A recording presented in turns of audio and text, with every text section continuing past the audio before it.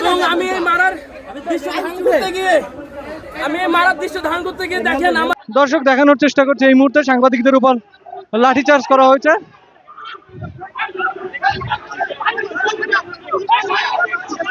দর্শক এই মুহূর্তে কিন্তু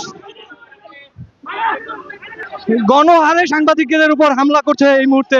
আমরা জানতে চেয়েছিলাম আসলে পূর্ব নোটিশ ছাড়া কিভাবে অভিযান পরিচালনা করা হয়, সেখানে কিন্তু সাংবাদিকদের উপর গণহারে হামলা করা হয়েছে। সেই দৃশ্যটি দেখানোর চেষ্টা করছি।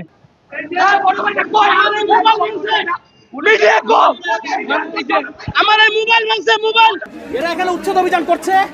আমি একজন বাংলাদেশ প্রতিদিনের রিপোর্টার, সকাল থেকে এদের উচ্ছেদ অভিযান আমি কভার করছিলাম। এক সময় তারা এলাকাবাসী, প্রত্যেকটা এলাকাবাসী দাবি হচ্ছে যে তারা কোনো ধরনের নোটিশ ছাড়াই তাদের ভাঙছে এবং মারধর করেছে। এই প্রশ্ন করার কারণে আমাকে কুকুরের মতো মাটিতে ফেলে থুয়ে মেরেছে, হাত পা মাথাতে মেরেছে, লাথি মেরেছে আমাকে। এই যে প্রতিবার যে সাংবাদিকের উপরে হামলা, এই হামলা কেন?